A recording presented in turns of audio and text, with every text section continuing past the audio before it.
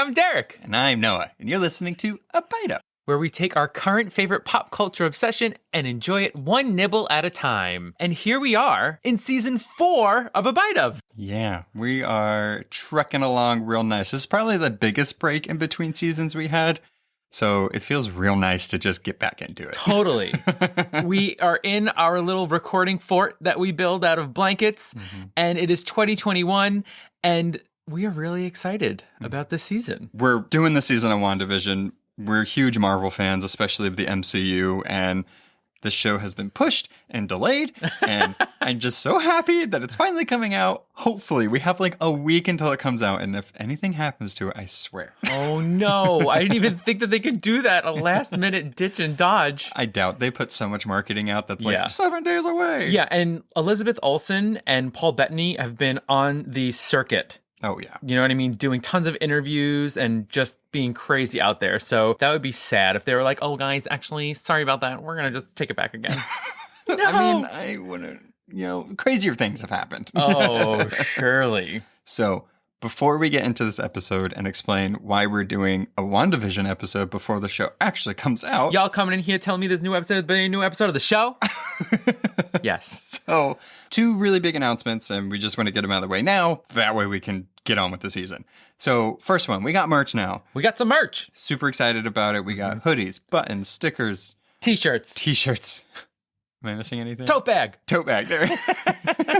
So super excited about that. We have culminated all of the stuff that we liked from our seasons and that, our focus group really liked and put it on some cool merch. So I would definitely check it out there if you want something from the podcast. Our second announcement is that we are launching a Patreon. Yeah. So if you want to become a patrician of A Bite Of, we are going to have some really cool things up there. There's 4 different levels. There's some that get you some introductory stuff, but there are going to be pieces of merch that are only available to our patricians, and that's not what they're called. I think it's just patrons. Oh, I like patricians.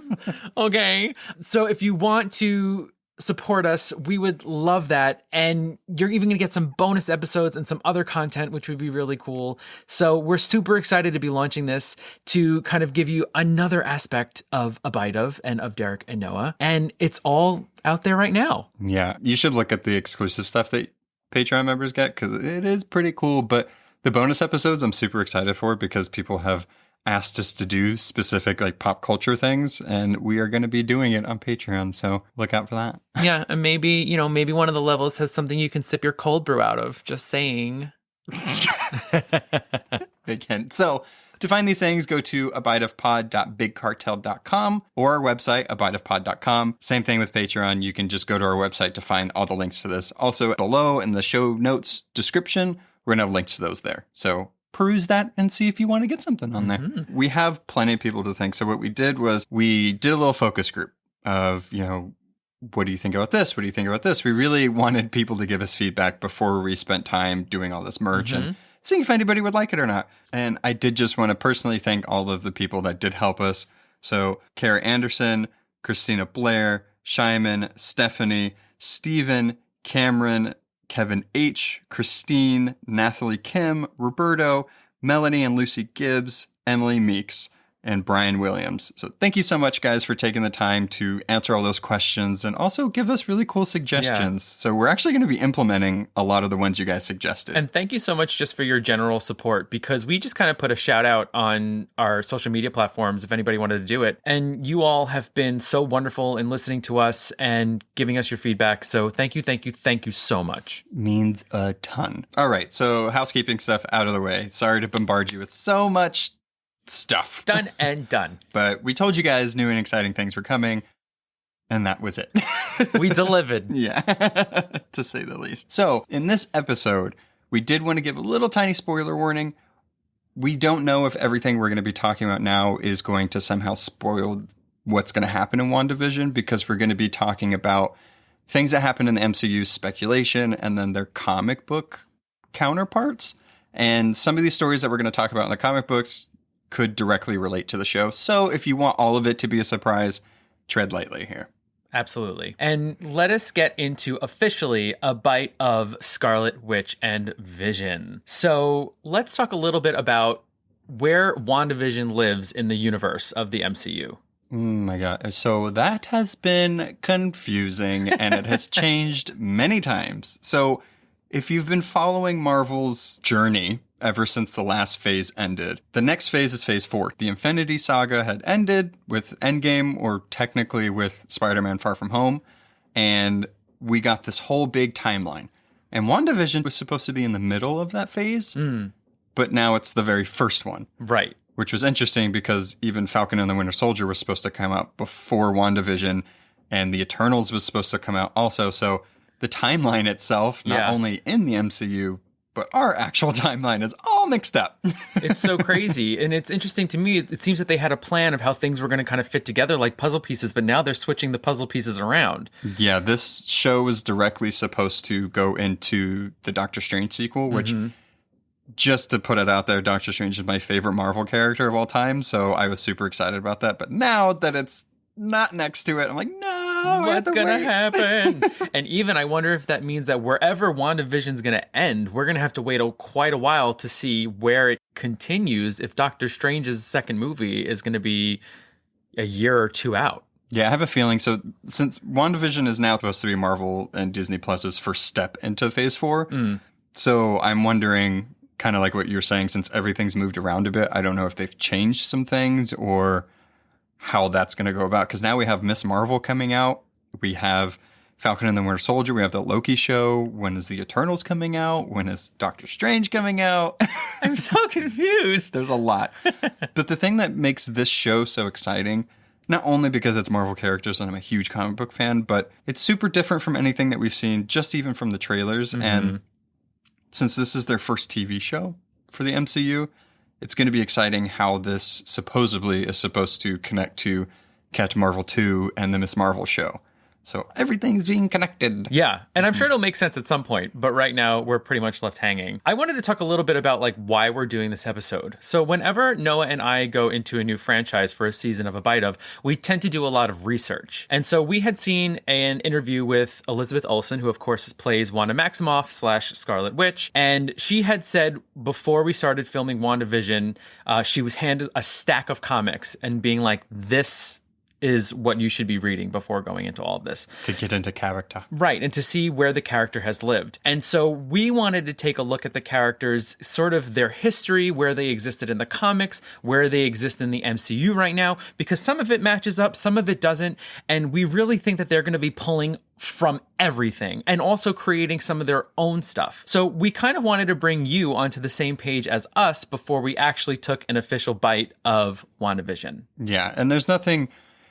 I know, especially with The Mandalorian. So a good example is I would say my Star Wars knowledge is more broad than Derek's. And when we were watching The Mandalorian, there was things I was absolutely freaking out about. And Derek was like, it's just a weird fish-looking dude. Why are you freaking out? So we wanted to kind of do a preliminary episode to make sure that you can kind of get a grasp of like who these characters are, and then not only just be like, oh, this is a history, but like, it's always fun to just remember MCU past. Yeah. It's been a while. And just speaking to what Noah had said, like, I'll admit in The Mandalorian, every once in a while, I felt a little lost or even left out. Like, I feel like I should be getting this and knowing what's going on, but I don't. So ultimately, I'm hoping by doing this research, I'll be a little more comfortable in this universe, but I'm thinking that you're going to be way more comfortable than I am.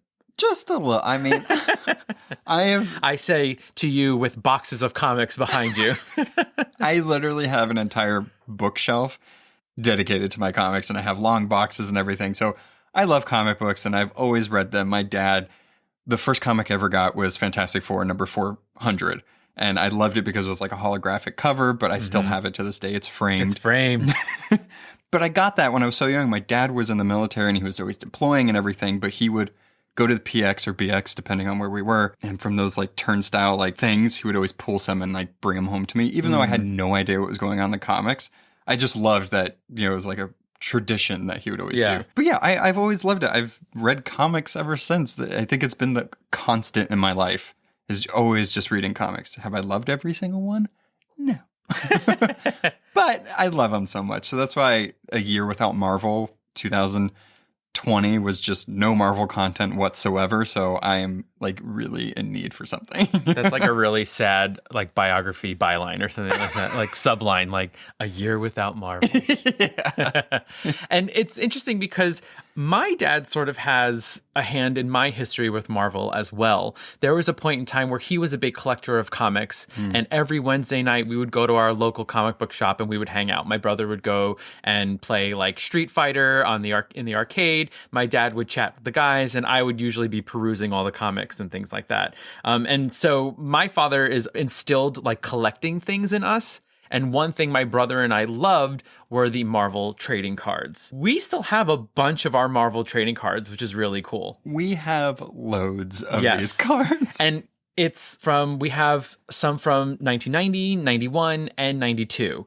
And so that's where my research started with this, just to look through those cards again and see what characters I had trading cards of that relate to WandaVision. So I wanted to go through a couple of those cards with you guys right now. So the first one I want to talk about is a team picture card from the 1990 collection. It is the Brotherhood of Evil Mutant. And so this is really interesting for the Scarlet Witch's backstory because she was a part of this team, and the team is made up of Magneto, Scarlet Witch, and her brother, Quicksilver. Petro. Yes, and so they're led by Magneto. The Brotherhood of Evil Mutants is dedicated to overthrowing the governments of mankind and installing itself in fellow mutants who share its goals as the new rulers of Earth. Yeah, I don't want to play devil's advocate here, but I like what he wants to do, but it's one of those things where it's like he has a good reason to do it, but he's just murdering people in the process. It's a little extreme, guys. Maybe we can talk about it. So it's interesting that she was actually part of an evil team in the beginning. And in this card, she has short hair, which you rarely see. Hate it. For Scarlet Witch. Quicksilver's looking a little weathered. And Magneto is looking pretty jacked, actually. He's always jacked and regal as hell. Heck yeah. We're going to be posting these cards also so that way you guys can see them. We're going to be kind of going through some of these throughout the season, just ones that we find funny. But just keep in mind, they were written in the 90s, so it's a little ridiculous. Some of them are really ridiculous. Some of them, you're just like, really? I don't know about it. So let's move on to our second card here. From the 1991 collection, we actually have the Vision card. So on this card, Vision is pure silver. He's completely silver, and some guy shooting him, but the bullet's going right through him. Real name, Victor Shade. Yeah, no. What? It's fine. Excuse me? And I'll just read the first couple of sentences here. An android programmed with the brain patterns of a murdered man, the Vision was originally created by the evil robot called Ultron as part of a plan to destroy the superhero team known as the Avengers. So that's pretty true. Yeah, I mean, that's been his origin forever. Granted, the brain patterns thing of a murdered man doesn't happen in the MCU. Nope. But that's really his origin in the comics. And the last card I want to talk about. So I'm really sort of devastated that in all of these collections, I don't have a Scarlet Witch card of her by herself. So I only have her with the team picture from the 90s. And in 1992, card number 85 is a team-ups card. And it is, of course, the team of Vision and Scarlet Witch. And so this says, having a relationship on the job has never been a problem for these two veteran heroes. Battling evil as teammates in the superhero group The Avengers, the android Vision and the mutant Scarlet Witch found themselves falling in love.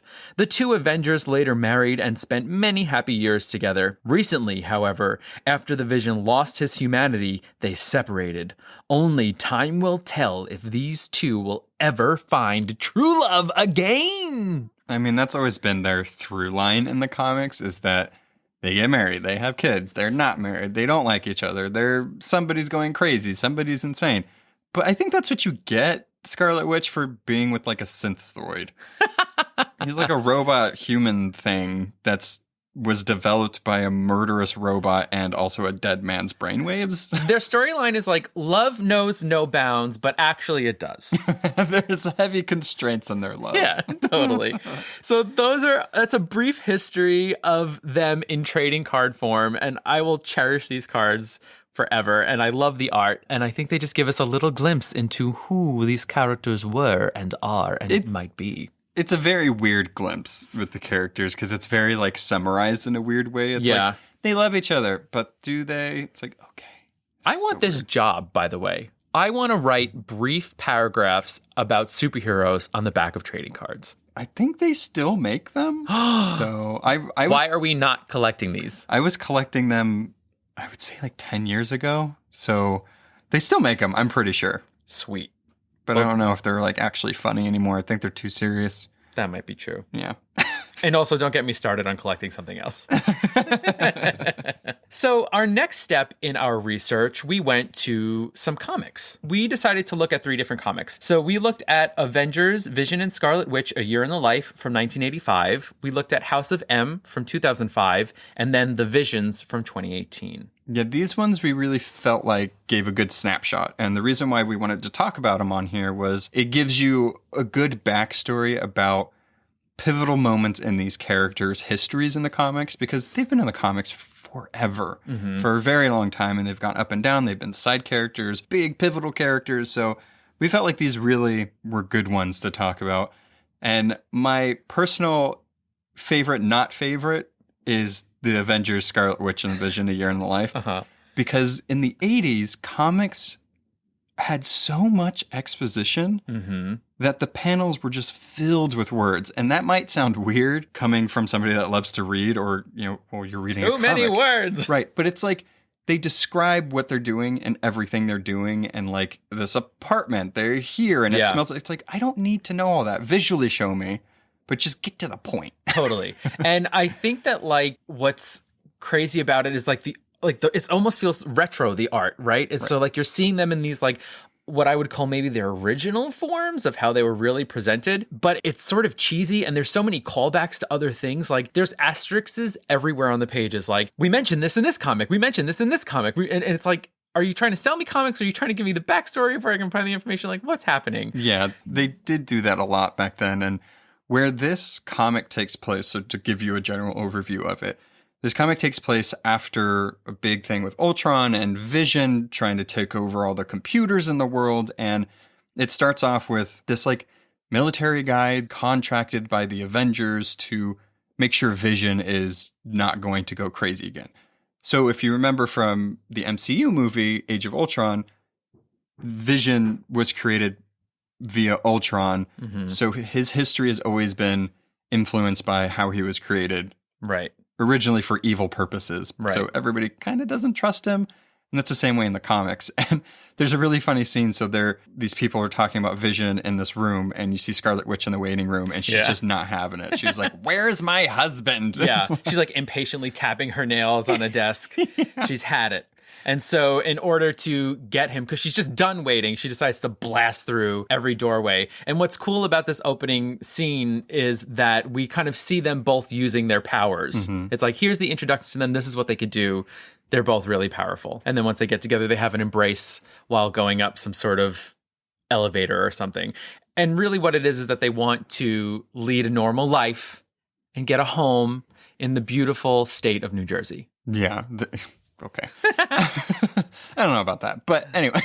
It's just such an odd choice of state. So a big part of this comic is exactly what Derek just said. They're trying to get their own home. They recently had a home and they were kicked out of it because of prejudiced people writing and graffitiing their house and kicking them out. So they go back to that same neighborhood and we're like, you know what? We're going to live here. Fuck everybody else. But prior to that, they actually quit the Avengers because the people in the Avengers, this government agency that was contracted by them, was trying to question them. And you're like, you know what? If you're not going to be okay with like who we are and our love and everything like that, we quit the Avengers. Yeah. So it was a big thing in the comics to happen. And I mean, I think that's always sort of been a really great thing about Marvel. And, you see it in the X-Men, you see it here with Vision and Scarlet Witch, is that there's always this talk of tolerance. Right. And just talking about like how like sort of mundane this comic from the 80s can get. We actually see them looking at properties as some of the scenes in the book, and their realtor says to them like, people aren't so tolerant anymore in these parts, and they're like, we don't care, our love means more than this. Yeah, it was really funny. The house that they show them is just this gigantic like magenta mansion. And the second they get there, then like the whole plot for everything happens because Grim Reaper is there backstory on Grim Reaper. Yeah. Grim Reaper is the brother of Wonder Man. Wonder Man is the person that they use the brainwaves from to create Vision. Yes. And there's actually a panel when they're creating Vision where Ultron is holding a remote control that says Wonder Man's brainwaves, and it just has like 6 red buttons on it. I was like, why do you just have a cassette tape of this dude's brainwaves? Exactly. And in our research, we looked to the Marvel Encyclopedia, the newest edition, and they actually have the panel where Ultron is forcing Pym to create Vision. And he says, "Still, I do desire that his new face be Scarlet." Yeah. So that he was very adamant about what Vision should look like. There's a lot of connections between Vision and Scarlet Witch. I really feel like from the beginning, they always planned them to be together or at least connected in some way. So it was interesting to see that. The Vision and Scarlet Witch Year in the Life it's good to read. Like if you're a comic book reader and you want to learn more about them, I would read it just to get a better understanding of how they originally were formed as a couple and all their adventures. But I don't think that it's really going to be pulling too much from there, only in that you got to see them try to have a normal life. Yeah. And again, I think the nostalgia of seeing the art in it and seeing some of the characters that maybe you don't see now, like, Hawkeye's in it, who you see all the time, but then he's with Tigress and all these other great heroes. Iron Man has a different suit in this. There are some really wacky villains. There's Necra and Black Talon who do voodoo and make zombies come alive. Like, it's all over the place. And they really try to mix their, like, we're going to have a baby, but wait, there's vampires. Like, it's wild. Yeah, it is a very odd comic. They also call him Vij in it. Hey, Vij. They still do. Scarlet Witch still calls him, hey, Viz, hey, Viz. It's really cute. I like it. Yeah, it's so good. So one of the next, I would say, pivotal ones that I'm sure if you looked up stuff about WandaVision, everybody is saying House of M. House of M, read House of M. This comic was okay, but I don't think that they're going to pull exactly what happened from it.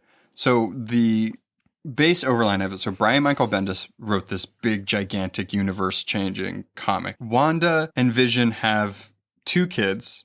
She created twins because they can't actually have kids. Synthezoid. Because he's a robot and she's not. So she uses her chaos magic or whatever magic she has at the time to create twins, Billy and Tommy. And when her spell was broken, the boys were wiped out of existence. They do come back later in the comics, and Wiccan is one of my favorite characters. Wiccan and Hulkling. Yeah, so, Wiccan is LGBTQ, and he's a great sorcerer, and he in a relationship with Hulkling, and it's great. Love it. So the loss of her 2 twin boys really just caused her to have a huge mental state breakdown, and in that, she ends up creating her own reality in the House of M storyline, where everyone's desires comes true and made mutants the dominant life form on Earth. Sounds fantastic, right? No, because she made her own reality and it's not real. Yeah.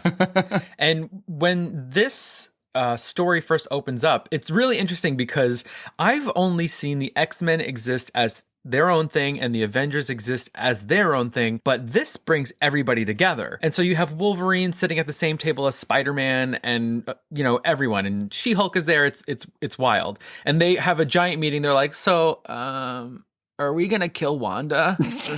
And everyone's like, yeah, we're gonna do it. And then Pietro, aka Quicksilver, gets word of this, and he goes to his sister and he's like, girl, shit's going down. And she's like, in some mansion. And then she goes and creates this other world. And then Wolverine's the first one to notice that, like, this isn't reality. Yeah, so in the comic, after she creates her own reality because her other boys, the spell was her twin boys just disappeared from existence, it made her go crazy. I hate to use that word, but that's really what happened. And her powers are so powerful, and she created this whole reality where what you start reading is the reality she created. But then you have these characters, and Wolverine, I believe he starts realizing that because he can heal. Right. And it was like the spell wasn't able to like take hold. So the whole story is them trying to figure out what's real, what's not real, how do we stop this? And by the end of it, because Wanda is so fixated and believes that the reality that she created is real, when she finds out it's not real, then her mental state breaks down even more. And then you get the famous panel of no more mutants. And 90% of the mutants, like all their powers, they're all depowered, which also resulted in a lot of deaths because just imagine people saving people at that moment and their powers stop working. They're flying and then they fall out of the sky. Yeah. But she had that ability to do that. So this is where it really shows Wanda's abilities, but it's gone up and down in comics as they normally do. And I think that it also shows something that we see with Wanda is that when there's something that she cares about or someone that she loves and there's loss there, is when her powers can get huge and almost sometimes she could lose control of them. Right. Or go too far because her emotions really drive the force behind them. And this is, throughout this, even from the beginning when she's creating her own reality to the end when she takes mutants' powers away, she is just in another state. Literally, because she created her own reality. That's true. And they're also on some island or something like that, right? Yeah, Genosha. That's, if you've watched the old X-Men TV show, the animated one, they talk about Genosha quite a bit. So it still exists in the comics. Is that where Xavier can walk again? Is that Genosha? Some stories have done that, but he can walk now. So he just, whatever. Okay. Sorry. There's so much that goes on in comics. It's like, it's this way, it's that way, it's not this way. So the reason why we read that, and we hope you do read it if you want to, if you want to read some comics leading up to WandaVision, is because this is where it really shows her reality manipulating abilities. And that's what WandaVision seems like she's doing. Obviously, she has to be manipulating reality in some way. And this is cool because it's a power we haven't seen her do in the MCU really yet. And it's a big mystery. Like, what is she doing? How is she doing it? What's the end game here? No pun intended. So that's why we picked that one. And that's why we're telling you about it. So the final one that we decided to read leading up to it is The Visions by Tom King. And this came out in 2018. It won an Eisner for it. If you read it, you would understand why it read an Eisner. So good. It's very good. So The Visions, it has Scarlet Witch in it, but it's really focused on Vision himself. And he creates this family.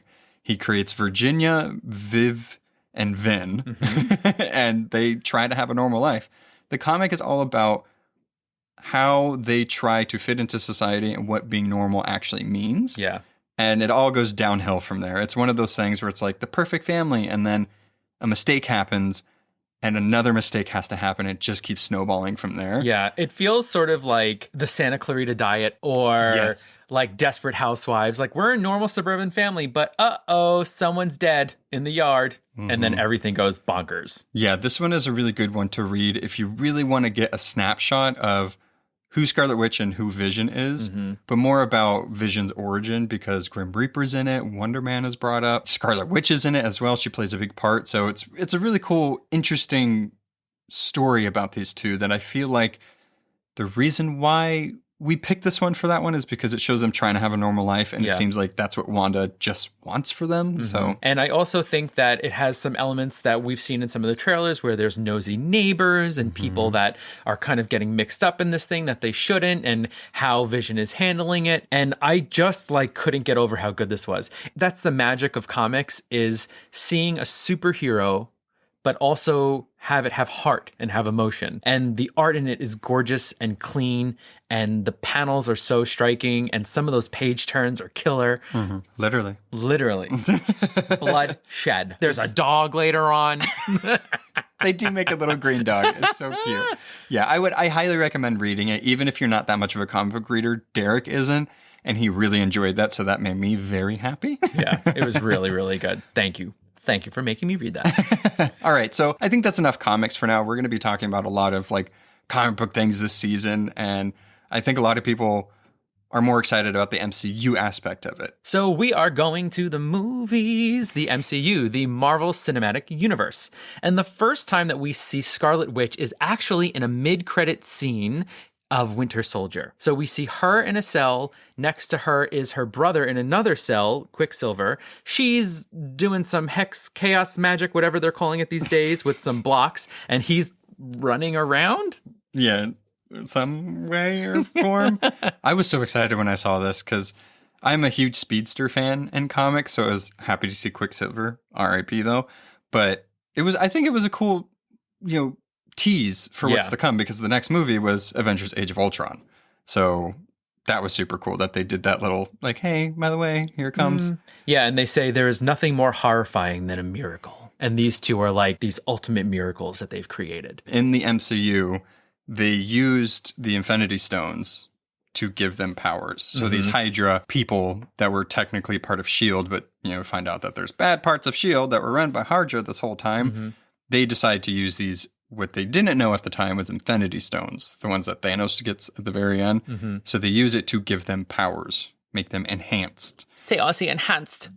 Say are evil.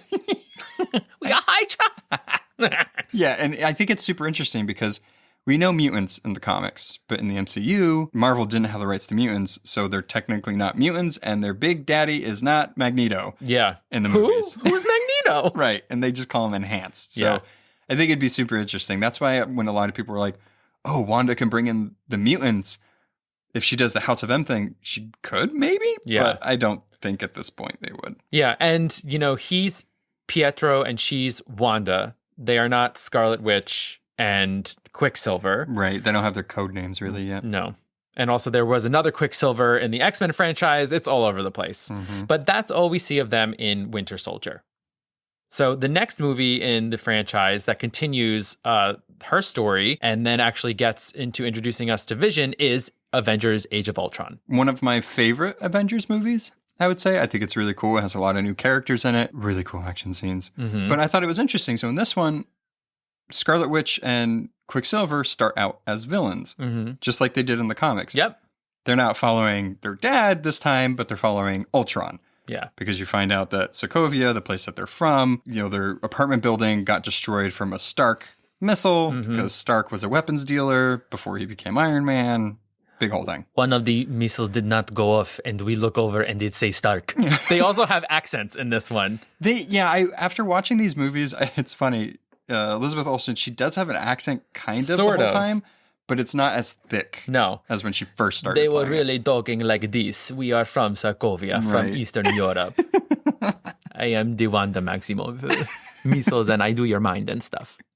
So in this one, Vision is also created via Ultron using vibranium and using the Mind Stone. So that's how Vision comes about. So we get Scarlet Witch and Vision introduced really in the same movie. Yeah, and he is also Tony Stark's virtual assistant, Jarvis, who has been here from the beginning and was always voiced by Paul Bettany, which was really sweet. And then he came into becoming Vision. And we actually watched a little featurette thing that was on one of the Blu-rays of him getting into his Vision makeup. And really, the only makeup part of it is, I would say, the red on his face and the red on his hands. And then he gets a hood glued onto him. That takes about an hour and a half. And then he wears the Vision muscle suit, which actually has a cooling suit inside of it that they have to pump cold water into so he doesn't overheat. Yeah, that is pretty cool. It's wild. Yeah. By the end of that, we see Quicksilver dead, sadly, her brother. Great. So she lost her brother. She's lost her home because at this point Sokovia gets destroyed. But she does find a kindred spirit in Vision. So you see them kind of be connected with each other. Not only because they're both powered by Infinity Stones, but it seems like they both have a lot of the same type of feelings or how they feel about the world or how the world sees them. Yeah, and I think what's really kind of interesting, right, is in looking at this, what sort of makes Tony Stark create Ultron, which creates Vision, is the vision that Wanda puts into Tony Stark's mind. And the vision that Thor has in that weird pool after taking peyote and with some space witches and lightning, he has a vision of what's to come and sees him. Yeah. So when he pretty much helps create Vision, he's like, I had a vision. It's like, and she also pretty much spurred into momentum the thing that made her husband. Yeah. In a sense. Yeah. Wild. Yeah. Gross. And also in this, at the end of it, we see another moment. Well, the first moment in the MCU where when Pietro dies, she loses control, blasts her. What are we calling it? Hex magic, chaos magic, Scarlet wobbles. Red light. I don't know what they call it in the MCU. I think it's just energy.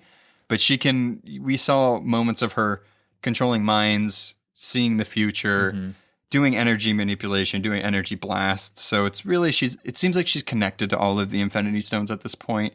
Just like in the comics, she's a little overpowered, but you have to have a powerhouse. Yeah. on a big team. And in my research, I think it was in the Marvel Encyclopedia, it actually says that the hand movements are part of her powers. She has to do those hand movements in order to release her energy. So that decision that was made by whomever is actually really back to the source material. Yeah, that's where her whole like magical stuff comes from. So it's pretty cool. Fingers. I wonder if it's going to, since it's going to be connected to Doctor Strange and the Multiverse of Madness, I wonder if it's going to really go into her like magic abilities or if it even is magic. Can I also say this? In the comic from the 80s, Doctor Strange is her OGBYN. Yes. He's like, you're pregnant, baby. Yeah. And she's like, oh, yay. It's so bizarre. He's like, I haven't put on rubber gloves in some time. It's nice to be a real doctor again. It also makes no sense because Doctor Strange is a neurosurgeon. So I don't know what business he has doing that. And then she high-fived him and she left to go tell Vision. It's so bizarre. Oh, I love it so much. So the next movie that we see is Civil War. And in Civil War, Wanda sides with Captain America, rejecting the Sokovia Accords, but Vision found his feelings for Wanda growing even stronger, but is on Iron Man's side.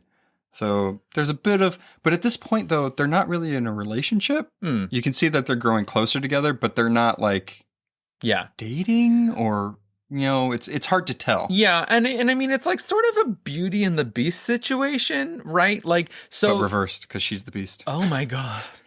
Oh no, Wanda.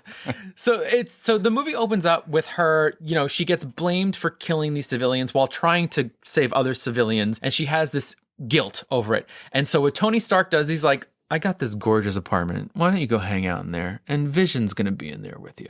And really, Vision is kind of like her babysitter, and he's not supposed to like let her leave. So they do things together. They watch the news, they get visitors, they cook together. And that's where sort of their little relationship or whatever it is starts to blossom. I mean, I feel like if Tony didn't put them in quarantine together, then they might not have, well, they probably would have, but I think it drew them closer together. But that's when you start seeing that Vision was really in on it with Tony, and Scarlet Witch was like, whoa, wait a second. I'm not okay with that. And then Hawkeye comes to try to save her, and then they have to like duke it out a little bit. Yeah, she was like, she doesn't send him to one floor below, not even two. She sends him to the mantle of the earth. Yeah, she puts him in hell, apparently. She throws him real far down, real far down. But it's kind of bitchin' to see her be so cool and so powerful. Yeah, this is where we really get to see more of her powers blossom and everything like that. And then by the end of it, both Vision and her are like, I'm sorry too. Yeah. We shouldn't have done this in the first place. And then the next movie we see is at some point in between Civil War and Avengers Infinity War, they became a couple. Me and you, baby. Let's take a trip. Let's go to Europe. I'm sick of this. Yeah. At the end of Civil War, everybody on Cap's team got put into prison, essentially. But in the raft. Right. And Captain America broke them all out, so they're all technically in hiding. But it's kind of nice to see Vision like going off with Wanda to like spend time with her, even because she has to be in hiding. And that's where we catch up with them. They're obviously a couple. He can change his shape into a human. It's Paul Bettany. Yeah.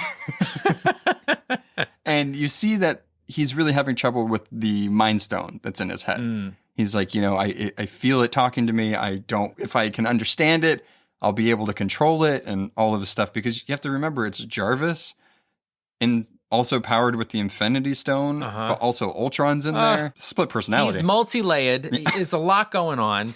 And then she touches his head and she's like, I only feel you. And he's like, I love you so much. He doesn't say that, but No, he you can doesn't. see it in their eyes.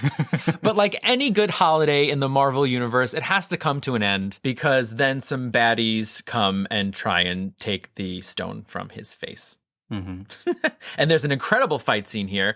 And again, like what's so cool, like I really watch a lot of the heroes that don't have helmets or any fancy costumes because Wanda gets thrown around a lot, but she's so strong. Like she's crashing through glass. She's, you know, face to asphalt. She's getting thrown into walls and she's getting back up and still throwing people all over the place. She is pretty smart though. Every time she gets thrown, you can see her like using her powers to like cushion her blow. So I love those little tiny details. When they go through the glass ceiling of the train station, she kind of uses Vision as a shield. Well, he phases. He grabs onto her and then they phase through it. Super smart. I loved it. Yeah. They're a good team. They are a really good team. So Infinity War, tragically, one of the big parts of this whole saga was Thanos was the wizard behind the curtain the whole time. He's trying to get these Infinity Stones. He's an eco-terrorist. He wants to wipe out half of the population. I don't know why he couldn't just like make more resources. You have the Infinity Gauntlet. You can literally do anything. And he loves jewelry. He loves jewelry. And of course, one of the things he needs is on Vision's forehead. No. So one of the big parts of Infinity War is trying to figure out, one, do you have to destroy it? Two, can you separate it from him?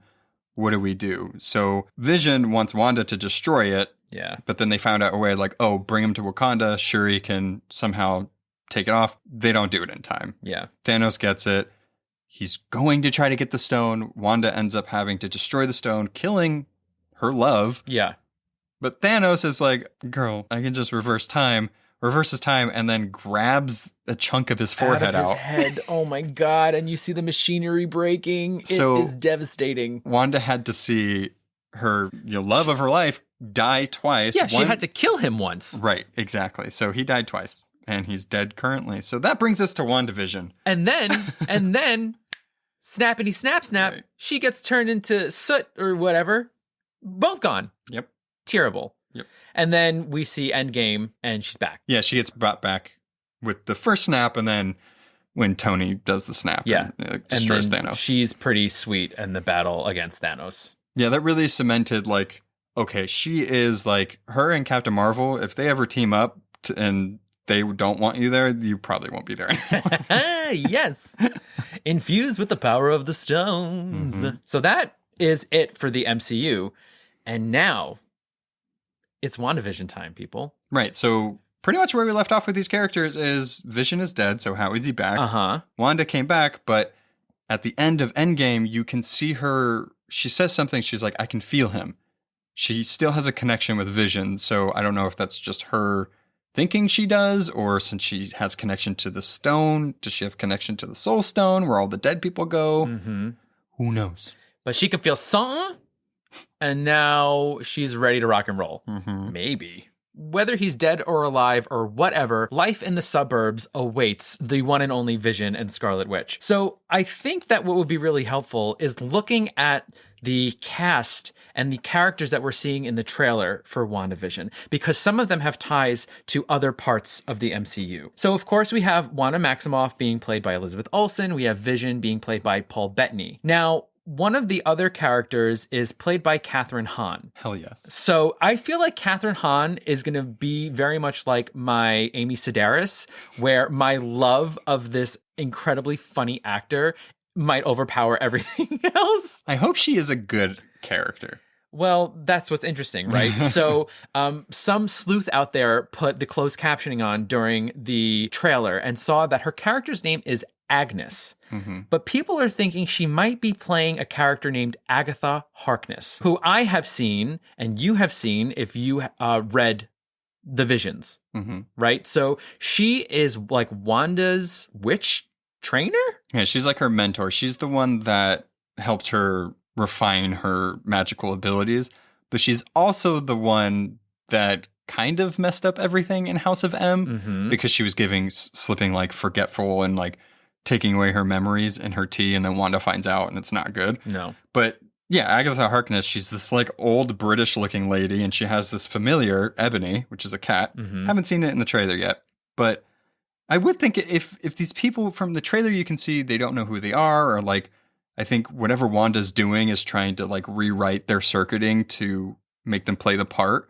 She might be called Agnes because that's what she calls her, but because she doesn't know her real name. Right. So it very well much could be that. And it seems like she knows a little more than she's letting on. And there's this scene in the trailer where she's sitting in a car and Vision touches her head and she goes, "Am I dead?" And he goes, "Why would you ask that?" She goes, "Because you are." Yeah. So she knows more than, or why does she think she's dead? Interesting. Well, and also in the Vision, right? She is dead. She's a ghost. Mm-hmm. And so that's another interesting tie. Like maybe they are really dead. What is happening? Yeah, I don't know. I don't know how far Wanda's powers go. So another character is played by Randall Park. His name is Jimmy Woo, and he's a SHIELD agent who we saw in Ant-Man. Yes. And that's that, right? I mean, we don't really know. He mainly played like a a goofy detective type thing. He was there for quips and everything, but I think it's interesting to see him back, and I like that they pulled him in there. The next one I'm super excited about, though, is Darcy Lewis, played by Kat Dennings. Oh. Last time we saw her was Thor in the Dark World. There was no mention of her in Ragnarok, so it's good to see her back and still doing something. She was just living her scientist life on Earth, but now something else is happening, and she might be a part of it because we get a quick glimpse of her in the trailer. Right. The last person we want to talk about is Monica Rambeau, played by Tiana Paris. Yes. So tell me a little bit about Monica Rambeau, because I do want to admit I have not seen Captain Marvel. Yeah, we'll remedy that before. Yeah, we surely will. Watch. So that's why when I was talking about the show that I was like, it's probably going to tie to Captain Marvel 2, or at least Miss Marvel, because Monica Rambeau has been Miss Marvel. And she's been Spectrum in the comics. She's been Photon. She has a lot of monikers that she's used, but she's been in the comics for a very long time. And I'm super excited to see this character in there. And we first got introduced to her in Captain Marvel, the movie. And she was the little girl that was with Brie Larson as Carol Danvers. And she's the one that picked out her suit colors. Super cool. But that was the first instance. Everybody, as soon as you saw the name Rambeau, we were like, wait, who? And then there was Monica. We're like, oh my God, that's Monica Rambeau. That's the first Miss Marvel. So it's super cool to see. Yeah. So I'm excited to see if she does get her powers in here, because it seems like from the trailer, she gets thrown out of whatever reality she's in. Right. I'm sure she's working with Jimmy Woo and Kat Dennings, whatever SHIELD or SWORD organization that is. But she probably doesn't remember when she went in there because whatever Wanda's doing. So you have to wonder if there's some sort of if there's reality and then there's some sort of anomaly that they're seeing, and maybe this anomaly is the reality that Scarlet Witch has created. Or is it reversed? Bum, bum, bum. Yeah, so I'm super excited to see. There's so many mysteries with this, but also a lot of exciting things. We see that she is pregnant and has twins, but you don't see them later on. So did they grow up? Were they really there? Who is Agnes? How does Jimmy Woo and Darcy and Monica play into this? I'm so excited. I have to say, I'm really, really, really excited about the sort of sitcom element to WandaVision. So what it looks like they're doing is that it's going to be sort of decades of sitcoms that they're living in, right? So Dick Van Dyke Show and Bewitched and Family Ties and The Brady Bunch. And so, I mean, the styling looks amazing. The sets look incredible. I mean, even when they did the first one in the 50s, they said that everybody working on the set was dressed in 50s clothing. They did it in front of a live studio audience. So it's going to have this really incredible balance of cheeky humor, but serious storyline about what's going on with them. I am pretty darn jazzed about this. I'm excited. Yeah. And I hope that we gave you a good base of these characters so that when you're watching this, you will know what's going on. Probably not, but we gave you a small little snippet of things that happen outside of it, or what's bringing us to this point. Because we have seen some people who are like, do I need to watch this? Do I need to read this? And it's like, yes and no. I mean, it's always good to know what you're getting into, especially with something that's so connected to so many different things. But I would say just watch the movies. This is an MCU thing. And if there are characters that haven't been introduced before, you will be introduced to them. Yeah. It's just always kind of fun to know where they came from or if they are a pivotal character or not. So that was the point of this episode. This is one of the first episodes we've done like this. So we hope it was helpful. But I have to say, what is an episode of A Bite Of without a special segment? That's right, people. We have a brand new special segment for season 4 of A Bite Of, and it is called Mystery Marvels.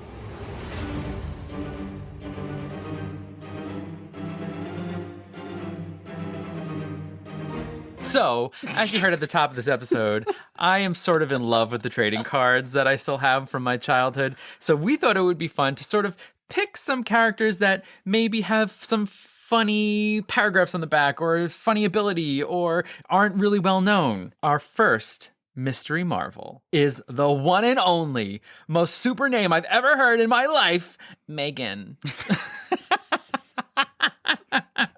Well, it's not a mystery anymore. So this is the 1991 card of Megan. And so she's much cooler than you're making her Well, seem. let's take a look at her power ratings. She has a strength power rating of 1. She has a speed power rating of 2. Hey, she's faster than she is strong. Agility, 2.